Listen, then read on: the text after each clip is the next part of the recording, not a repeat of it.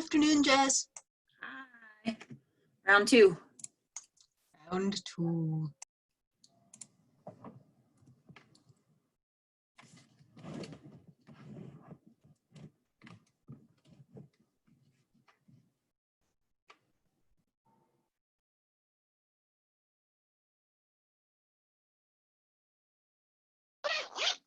I like this computer a lot better than my one at home. Yeah, same here. Although I'm home today, I actually enjoy going into the office just to see some people. A few people, right?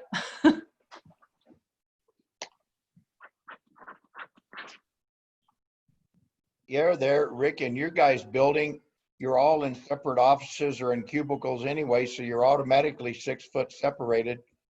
Other than going to the copier or the bathroom. And Rick and I are the only ones here, yeah.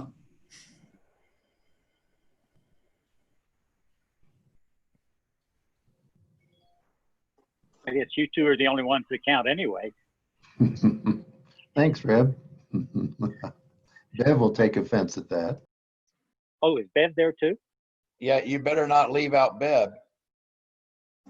Well, she's the most important of the whole bunch. She controls the money. And Jim, I know you're, because I don't think any place has a chandelier. She's trying to reach through the screen to punch you in the face. I'm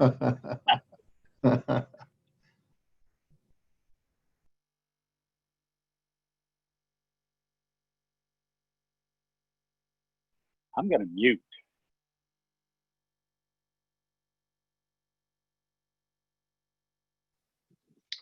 Hey, Rick, I got the information. This is Dan. Thanks. Very good. You keep.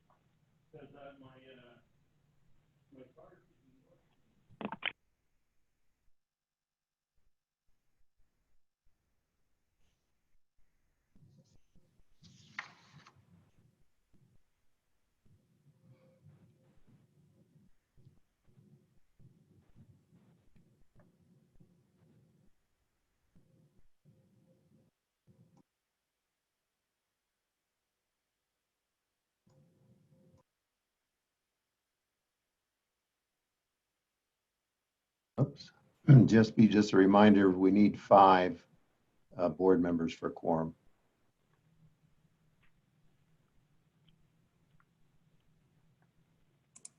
Yeah, 4 now. We have 4. We do. Hang on. Yeah, Commissioner Waller's here. He's trying to get into his office. So he's running around, so he should be on in a minute. Or I'll bring him into my office. We have 5 now. We can watch him try to get into his office.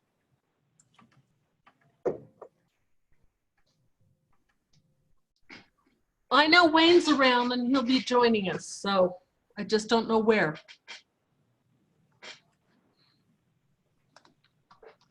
Let's see, Jane was 5, and then Wayne would be 6, and Mark would be 7. So yeah.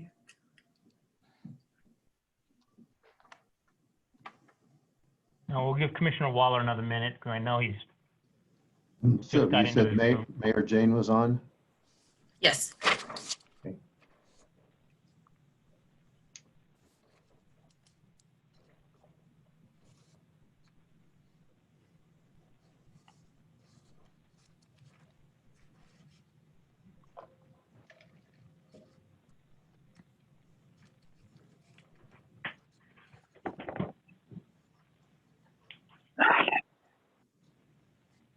You logged in, Mark? We need you for a quorum. What do you mean?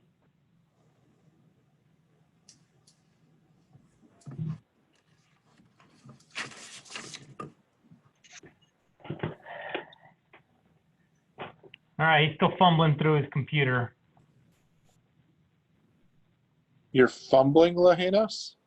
No, Mark Waller's fumbling through his computer trying to log on.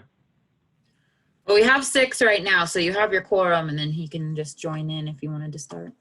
Okay, all right, I gave you enough time. All right, so call to order. I just want to reconfirm the quorum. Somebody state that for the record. There's a quorum. I can do a roll call if you'd like. Sure. Okay, so I have seen, I'll name off everybody that I see, and then if I missed anybody, then you'll just give me a shout at the end. So Director Holly Williams, Director Gonzalez, Director Waller, I think joined us. Mm-hmm. Director Graham, Director Wayne Williams, Director David Geislinger, Director Newberry. We have Rick and Bev, Dan Jablan, Miss Jennifer Ivy, Andrew Gunning, and staff. Is there anybody I missed? Oh, Yolanda. Sorry, having computer difficulties, but it seems it's working now. Gotcha. Thank you. So that's your roll call. Okay, thank you. So item 2, approval of the agenda. So if there's any comments or changes or a motion. I move to approve the agenda. This is Holly. Second. I have a motion and a second to approve the agenda. All in favor, say aye. Aye. Any opposed, say nay. So that is approved. Item 3, public comments. Do we have any public comments on transportation issues?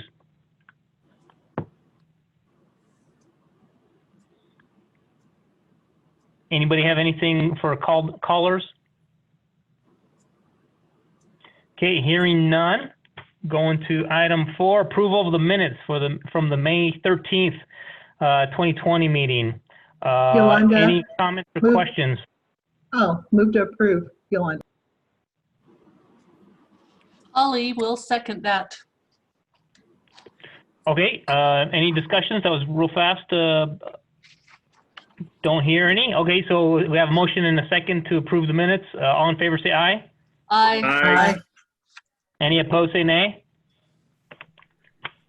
Okay, item 5, moving on to the presentation of the 2019 audit. Kyle Logan is here from Logan and Associates, and he's going to present the audit findings. Okay, please proceed.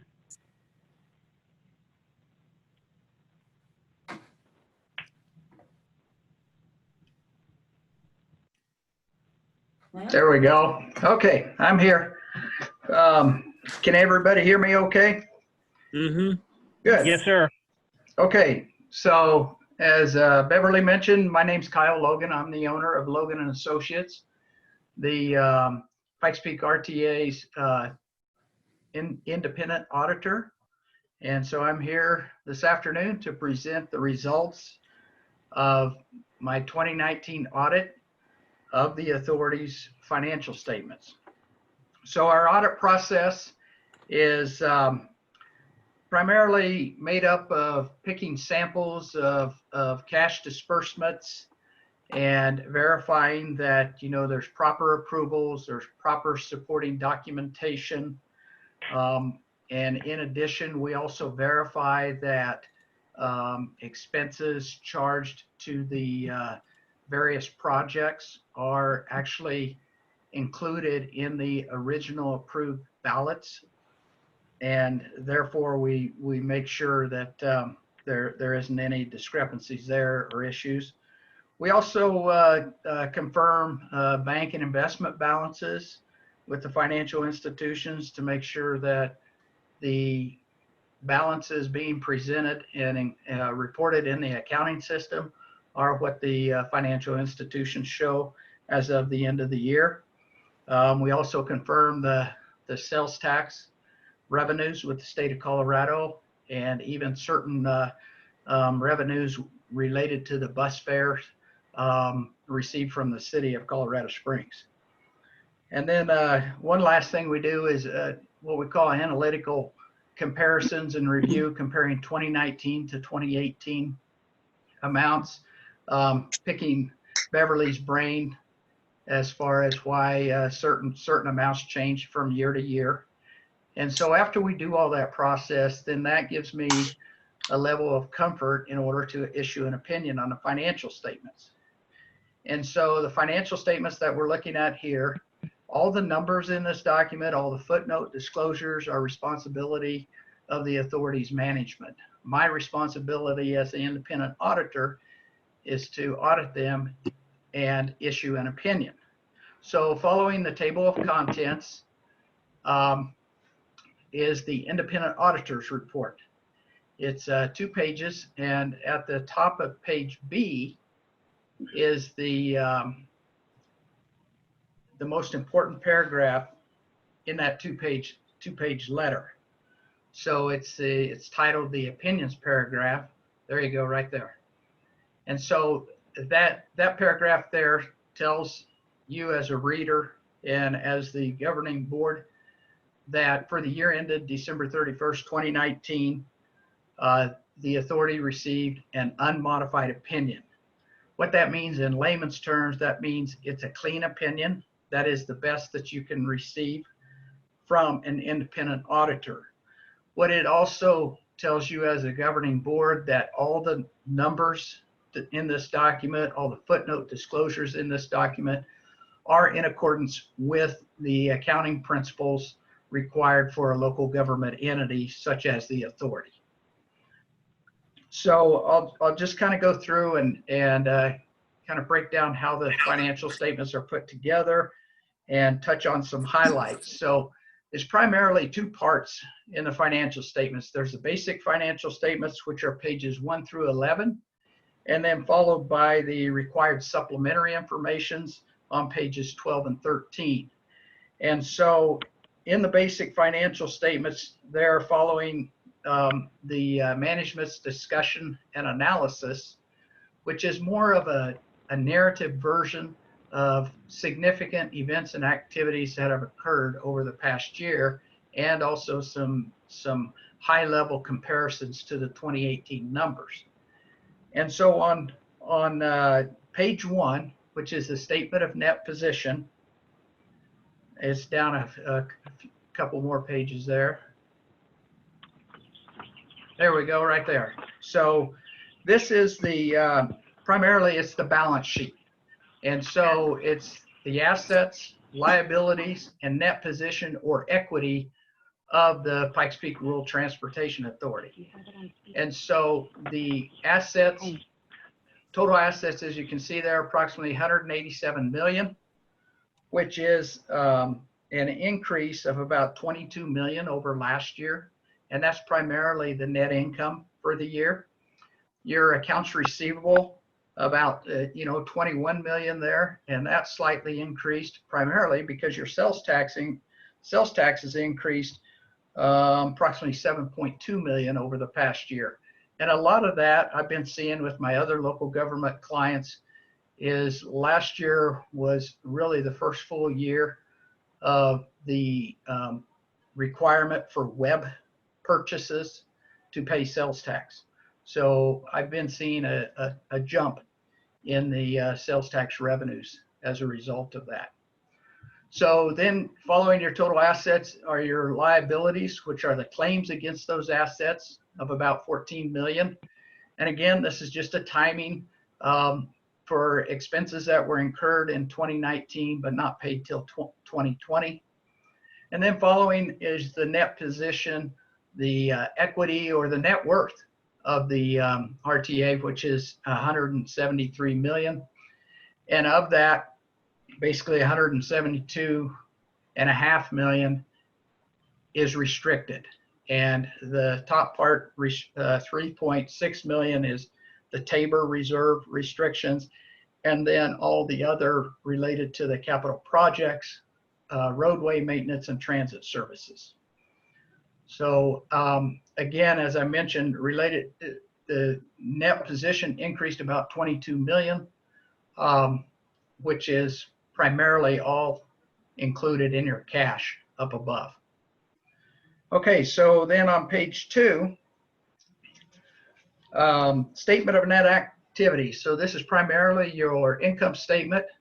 And the way this reporting is, it's expenses first, then followed by your general revenues, which are primarily your sales and use tax revenues.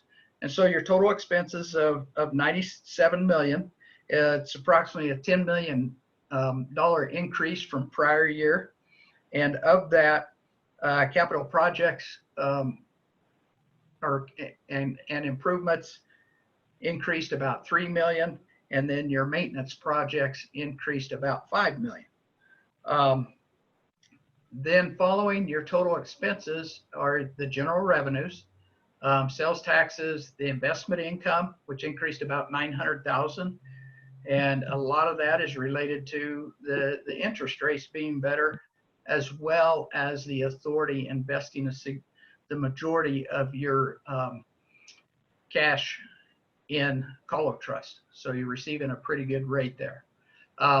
And then the transit revenues of about 3.7 million for a total of just under $120 million, leaving a net increase or a net change in your net position of 22 million.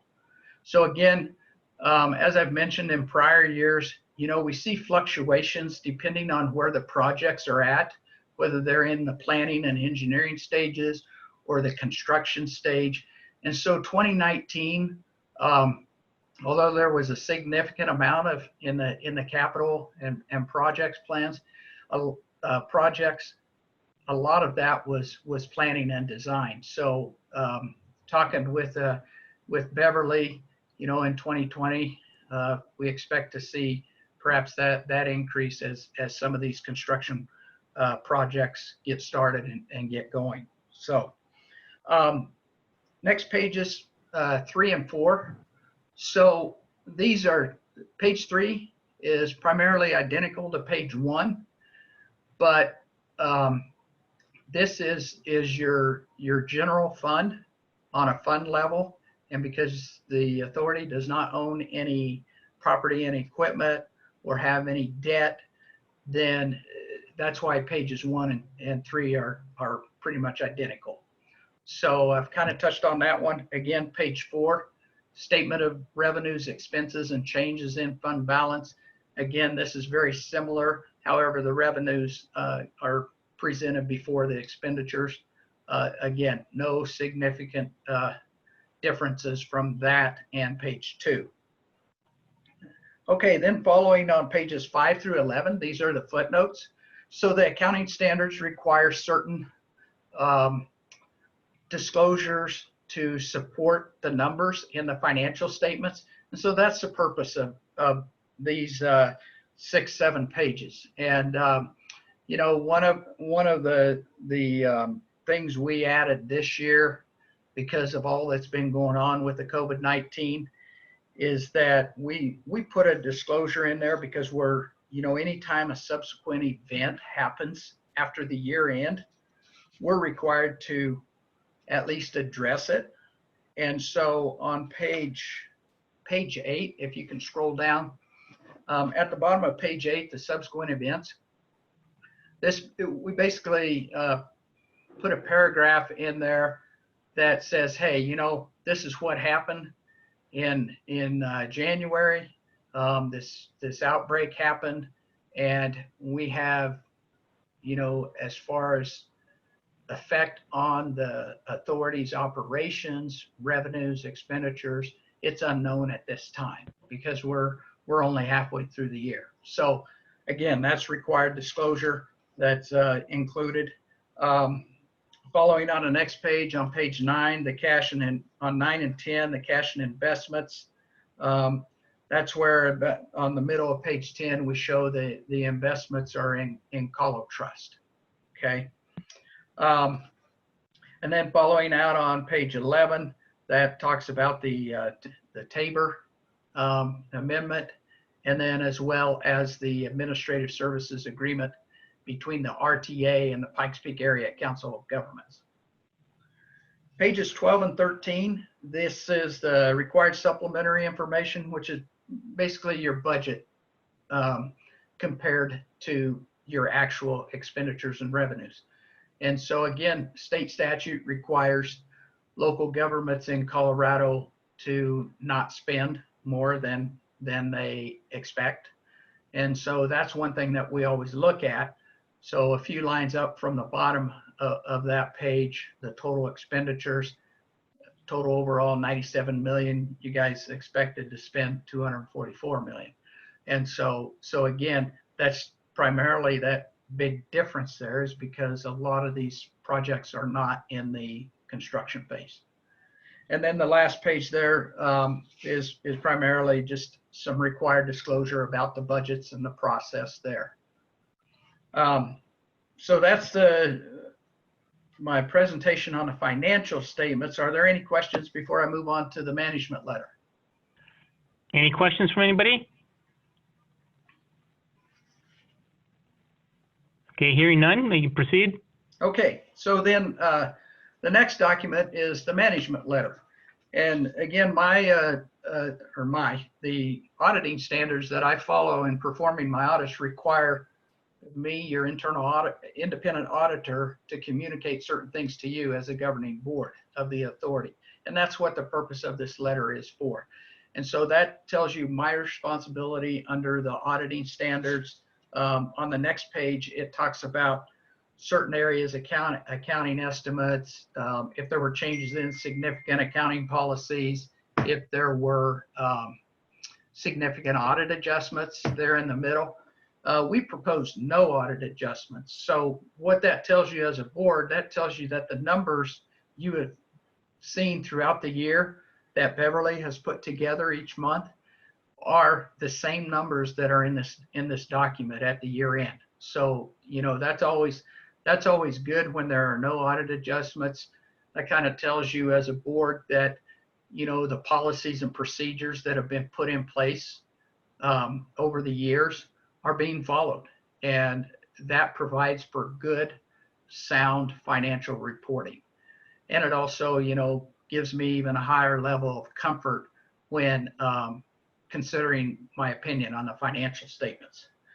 And then continuing on, there's just a few more things there. If there were disagreements or difficulties that, you know, I had during the audit process, you know, you would have heard from me before today. So that's always a good thing. So really, all in all, I've said this before, but it's kind of a boring letter for the year, which is good. And then in conclusion, you know, I want to thank Rick and Beverly for their help. It's kind of an odd year, not seeing them face to face, but Beverly really worked hard and diligent, you know, putting together the information, sending it to us. And I know the one day my associate Evie actually came to the offices there to look at invoices, which Beverly had pulled for us. And so we really appreciate all her help because it really makes the audit process go smooth and timely. And that's all I have. Okay, any questions now?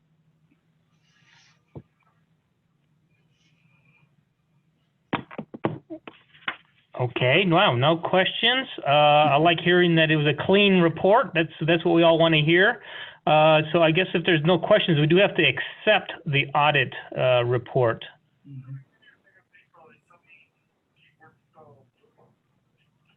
Is somebody speaking? I can't hear you, but I hear something in the background. I move to accept the audit report, Yolanda. This is Holly. I will second that. Okay, I have a motion and a second to accept the 2019 audit report. All in favor, say aye. Aye. Aye. Any opposed, say nay. Okay, that passes. Beverly, did you have anything else on the audit? No, I don't have anything to add. Just thank you, Kyle. You are welcome. Okay. Were you going to mention anything about the next year's? I'll cover that in my financial report. Oh, okay. Sorry about that. All right. So then we'll go to item 6, our Citizen Advisory Committee monthly report. Good afternoon, members of the board and attendees. This is Jim Godfrey, Chair of the CAC.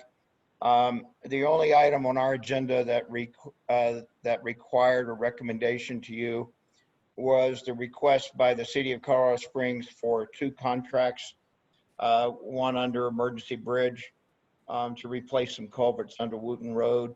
And the other one was some property acquisition related to the Black Forest Road widening project. After a good discussion and comments from the city, the CAC recommends approval of both of those city contracts, and that ends our report. Anything for this board? Wow, any questions? Okay, hearing none, let's go to item 7, financial, oh, I'm sorry, we have to accept the monthly report. Do we have a motion to accept? I move we accept. John Graham. This is Holly. I will second that. Okay, I have a motion and a second to accept the CAC monthly report. All in favor, say aye. Aye. Aye. Any opposed, say nay. Okay, that passes. Item 7, financial reports. Is this good news? Good news, Bev? It is. It really Maybe. is, especially for this time of this difficult time. So in April, we received 9.2 million compared to a budgeted April of 8.3. So we were 907,000 or almost 11% ahead of the budget. So that makes us 3.8 million over the budget year to date. But you know, we have very conservative budgets. So the second page tells us more about what is really going on, and that is that we were ahead of last year's April by 110,000.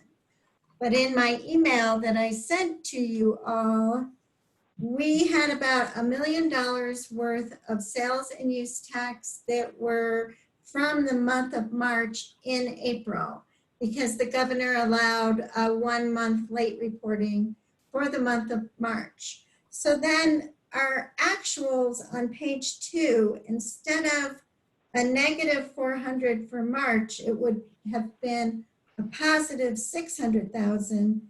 And for April, it would have been a negative 900,000 or 10% reduction compared to last year for April.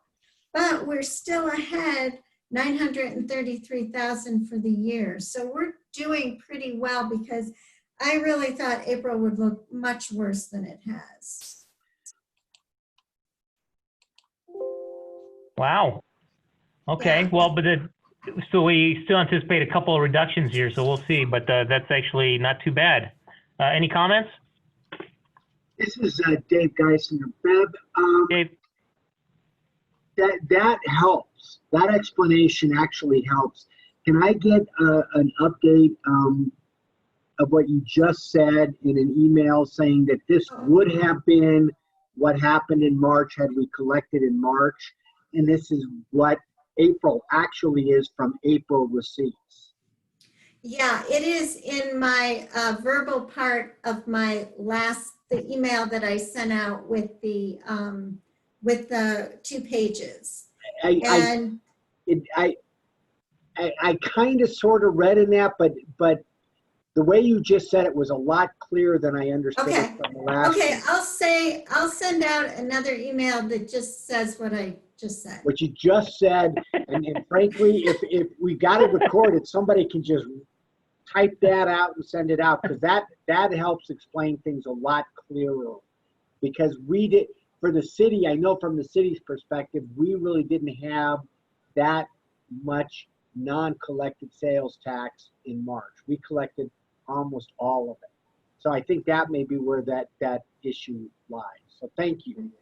Right, like we were minus 10% for the month of April, but we were ahead for the month of March. So I think we're still doing better than the city's collections, but there could have been another reason for March, for it being, say, better than the city's percent to actual over month to month, last year March and this March. and I don't know if this makes sense, and because we have different reporting periods for different entities, and we may have more entities that have a quarterly reporting period than the city. So that could account for that also. Thank you. Okay. Okay, any other Bev? questions? I have a question, please. This is Jim. As mentioned in the audit, with retail closing, could some of the increase in revenue be attributed to online sales that had not been previously reported in previous months? Easily so. There were several large box stores that didn't report in March. They reported in April. So, Okay, thanks.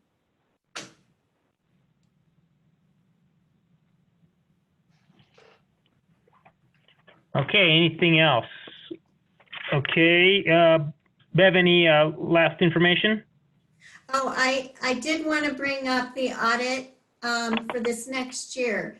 We were supposed to go out for with an RFP, and we could extend this audit for a year. I would like to recommend that and ask the board if they'd like to consider it, because due to COVID, we would need to have new auditors really on site by the end of summer. And I'm not really too sure what things are going to look like. And if we have new auditors and they can't really spend enough time getting to know what we do and understand all our financial policies and our processes, that it would be very difficult to have an audit for this next year. And it would also give us some continuity, and with Kyle and his assistant's institutional knowledge, and with the difficulty of having audits during the COVID issue, that is my request. All right, It's so, a okay, one-year so, extension, a one-year extension. And then right, so I'd normally go we would out try to, next year. right, so normally we'd try to rotate every several years from company to a different company to change things, but it may be difficult to do that in this situation. And so 1 year extension, we would give us that flexibility, and then look for a different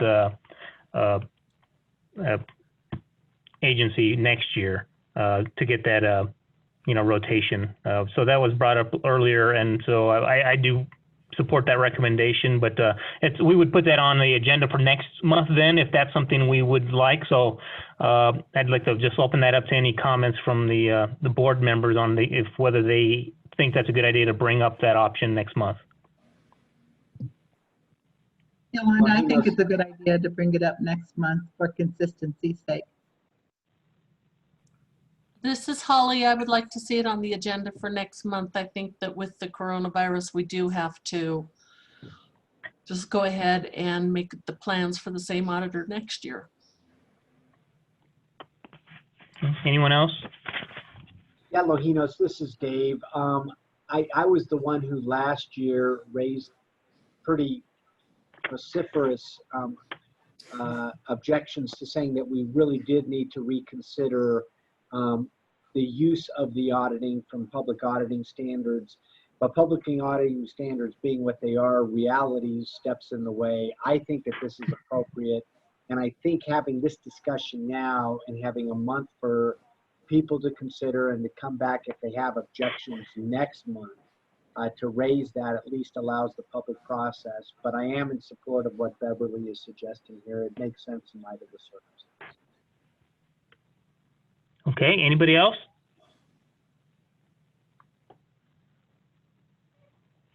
Okay, Bev, do you have sufficient guidance that I think this is a good idea to put it on the agenda for next month as a vote or Yes, discussion, thank at least you. a vote for approval? Yes, thank you. Okay. All right, moving on to item 8, 2020 capital maintenance and public transportation contract, City of Colorado Springs. This is Mike Thompson. Can you guys hear me? Barely. Okay. All right. How about now? Better. Better. Okay. So I have a couple items for your review and approval. So the first item we have is a contract amendment for AECom to finish up the design. This is Yolanda. Mike is in and out. I'm not really hearing him that well. Shoot. Okay. So we have a contract for AECom for design services to finish the design of the Wooten culvert replacements. And so we have 3 culverts under Wooten between Platte Avenue and the ditch to the north. We're using emergency bridge funds for the design aspect, and the construction will be funded with general fund money, some HUTF funds that we had come in late last year. So that's that first item. Is there any questions on that one?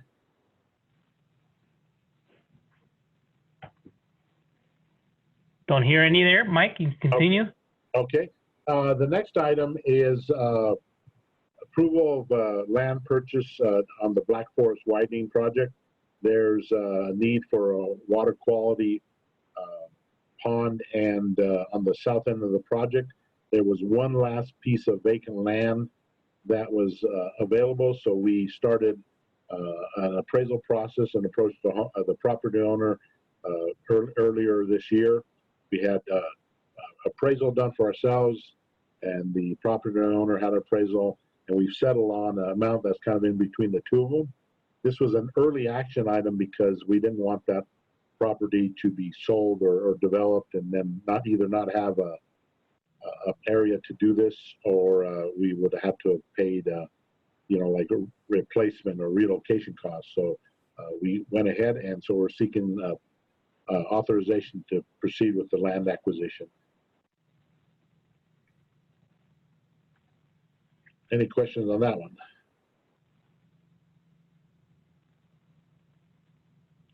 Okay, number 3. And the third one is just an informational item. It's some more utility work on Vermejo, but it is getting paid for by funds from the utilities. So it's being added to Wildcat's contract, but there's no RTA funds on this change order.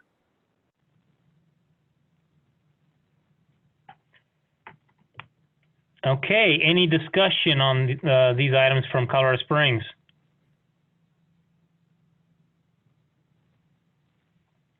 Okay, hearing none, any motion to approve? This is Dave Geisen. I'd move approval. Yolanda, second.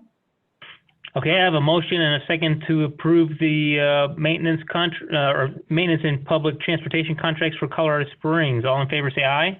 Aye. Aye. Aye. Aye. Any opposed, say nay. Okay, that passes. Item 9, other reports, City of Colorado Springs Transit Services Monthly Update. This is Craig Blue. Can you hear me okay? Yes. Yes. Great. So our monthly report is in your packet. Of course, our ridership was way down during the month of April due to the pandemic and stay-at-home and safer-at-home orders from the state. We were careful to note that How are we doing in our... April and June? Oh, I guess. Pardon me? I'm sorry? Okay, so we were careful to note in the text of our report that the coronavirus pandemic was in effect, and so it would be noted in future reviews as we see that the ridership was way down during this period. Fixed route was less than half of normal during the month of April. Boardings per hour were also about half, which actually helped us meet social distancing guidelines from the state. ADA paratransit was down about 85% in April. It has picked up a little bit in May and recent weeks as well. About half of the ridership we have for the ADA paratransit program is for adult day programs for like Goodwill and so forth. And those have been closed during the pandemic. So, without those being open, our ridership is going to remain low. My understanding is the state has formed a task force to address how those day programs can go forward in the future. We've asked for as much advance notice as possible to make sure that we're ready for those additional rides when they do come. Van pull was also a fraction of usual, only running about 5 or 6 vans a week. We typically run 25 vans during the course of a week. So that's been way down for the same reason. Most people are telecommuting to Denver rather than actually traveling. And then in our project update part of our report, we talk about the North Nevada Avenue Transit Connectivity Study. Excuse me, we are working with the consultant and the technical and community advisory committees on the final analysis of the 4 remaining alignment alternatives and 2 mode options. And as that work is completed, we will have one more public meeting as well, and we're working to determine the best way to do that public meeting. So with that, I'd be happy to answer any questions you may have. Any questions?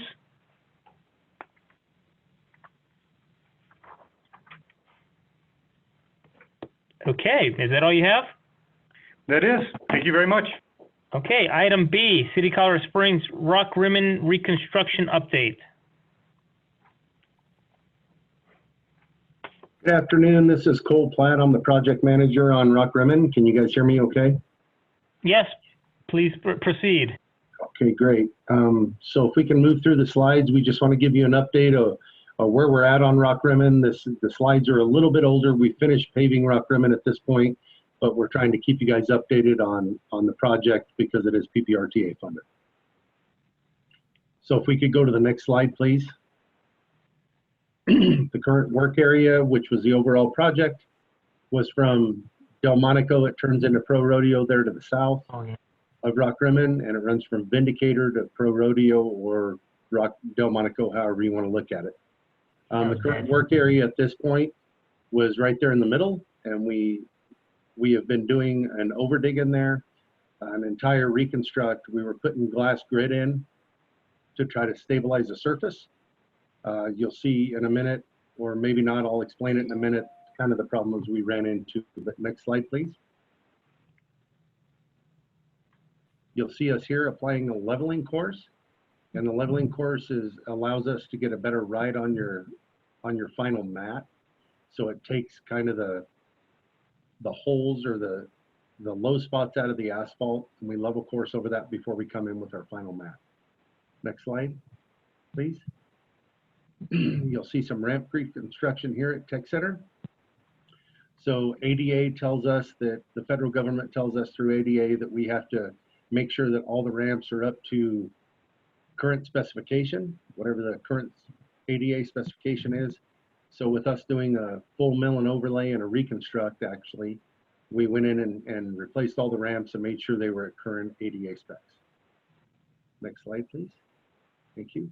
You'll see a picture here of sidewalk. We did replace the sidewalk. It was good. You'll see the wall behind the sidewalk. We had actually originally planned on taking that wall out because it was kind of leaned over the sidewalk, but we were able to leave the wall there. We were actually able to remove the sidewalk without damaging the wall, so that saved us some money within the contract. Next slide, please. This is a coal kiln machine.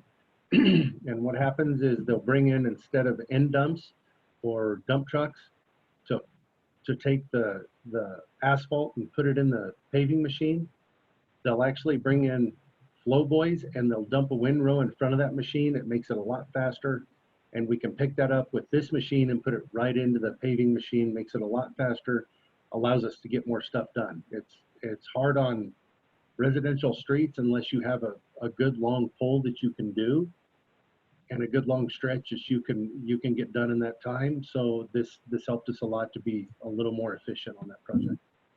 Next slide, please.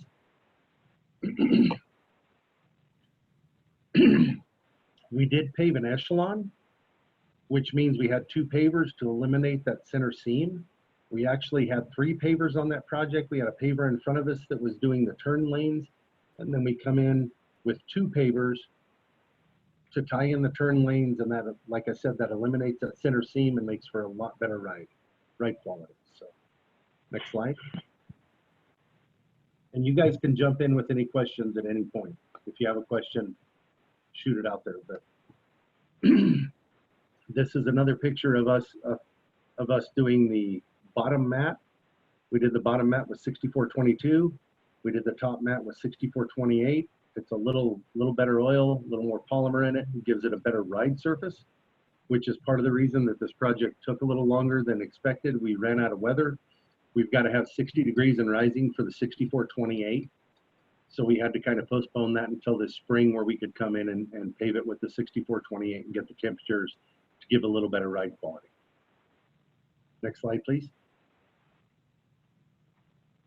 This is a crosswalk with the thermoplastic markings there at Vindicator and Rock Rimmon. You can see that we've now decided to put plowable noses in. If you look at the median, you'll see the slope median. What we've seen in the past is that the plows come through there with deep snow and you can't see the medians. So we've been busting that curb head off there. And even in 2C plus PPRTA, anything we're putting those plowable noses on, so that plow runs up over that curb and doesn't break it off. So there's, you know, it saves cost to the taxpayers as well. Next slide, please. This is just a good shot. So that's the reason we put this in here. You can see the mountains in the background, the Front Range. This is after Rock Rimmon was paved and striped. And I'm really proud of this project. It came out really well and it rides really good. So that's just a good shot that we put in there. Next slide, please. The schedule, we did a plan for October 31st last year for completion date. Like I said, we kind of ran out of weather. We had some problems with a subcontractor. We did make them remove approximately 600 feet of sidewalk that was out of spec that they had just poured. We had about 800 feet of curb and gutter that was not going to ride appropriately. And the prime contractor on this project decided to get another subcontractor in there, which held us off a little bit. But in my opinion, we got a much better project in the end. Next slide, please. And this is kind of the progress. We had 12% remaining at the time of this slide and this point in the project. We are completed with the project. We have run into some problems out there with water and some storm sewer that was damaged by the contractor, and we're working through that process now. Next slide, please. Upcoming work, the concrete and sidewalk. If you guys live in Rock Rimmon, any concrete and sidewalk you see at this point will be under warranty. That is not paid for by the city or PPRTA or anything. It's warranty work that we found was substandard and out of specification, or we have this problem now with the water, with the storm sewer, and that is paid for totally by the contractor, and that'll be no cost to the city or PPRTA. Next slide, please. This basically talks about, you know, just different things on the project that we've had to encounter. We have different, you know, there's absolutely latent conditions with every project that you don't foresee or you don't see.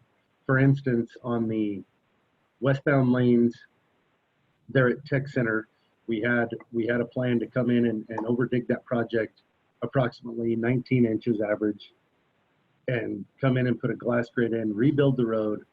We put a wick drain in there, which is something new for me, but Basis Partners brought that to my attention. It works good. We've had good experience with it on Rock Rimmon. We see it flowing water.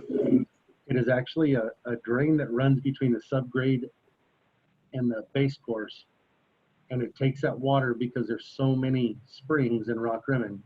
It takes that water and alleviates it before it gets to our subgrade and can damage our road. So we had to put that in and to try to get a better project longevity wise. You know, we knew it's important to remember that we can make a road ride nice, but I don't want it to ride nice for 3 months. I want it to ride nice for 20 years. So the wick drain was very, very inexpensive, extremely inexpensive for what it's doing for us. And this is kind of the change order log that you'll see in front of you, some of the latent conditions that we ran into and some other stuff. So if you have any questions about that, let me know. Next slide, please. And I think that's all. Do you guys have any questions for me about the Rock Rimmon project? Any questions?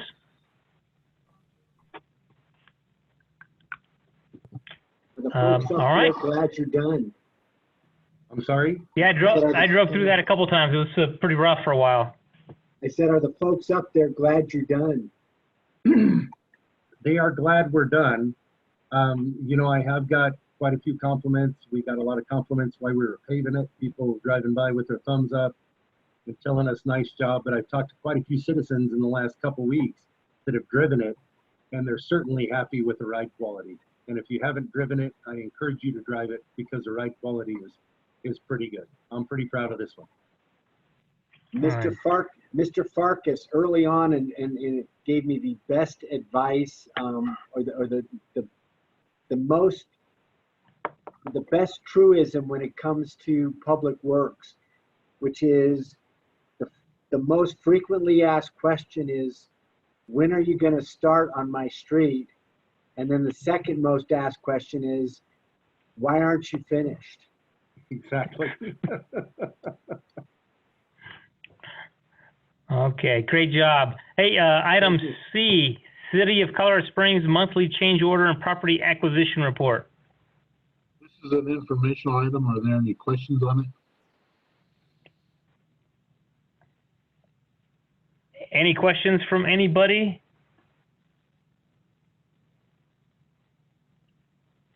Okay, hearing none. Item D, 9D, quarterly reports from member governments.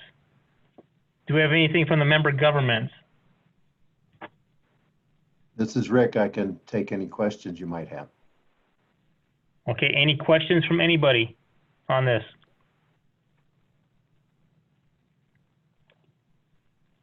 Okay, hearing none. Item 10, administrative actions and reports, legislative report. Do we have an update today?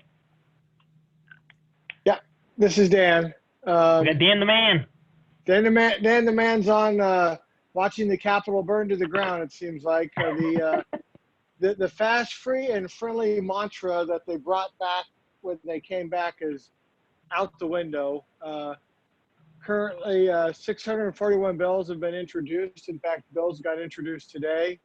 223 have been PI'd, 119 have been signed by the governor. Also on the House floor today, said they were invoking the 3-day rule, which means they're going to get out on Friday, or certainly try. I don't know how they could do that with as many big issues as they have going.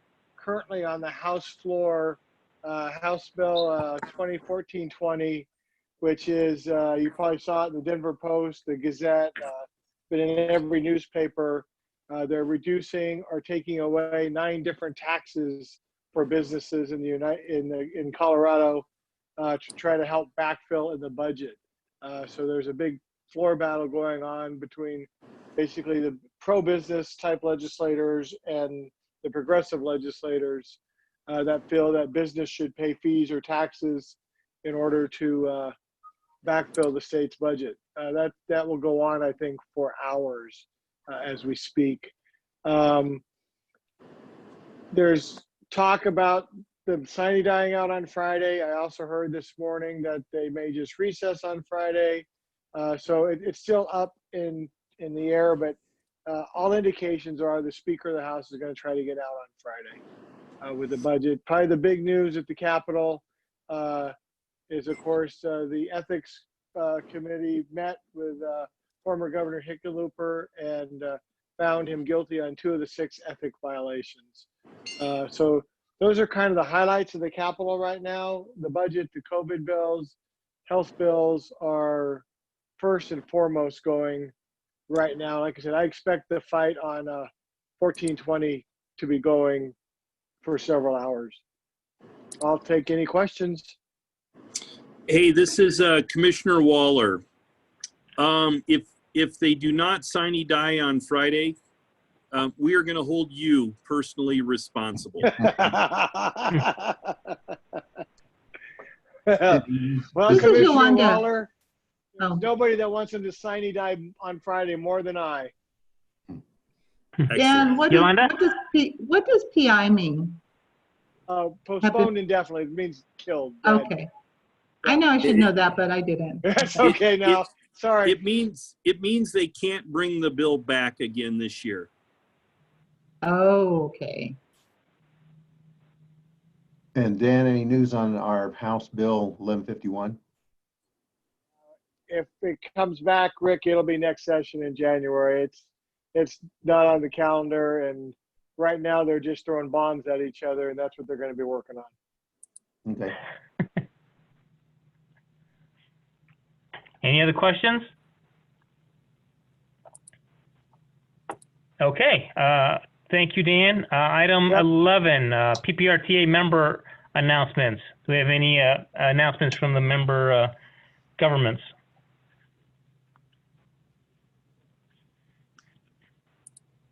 Anyone? Bueller? Bueller.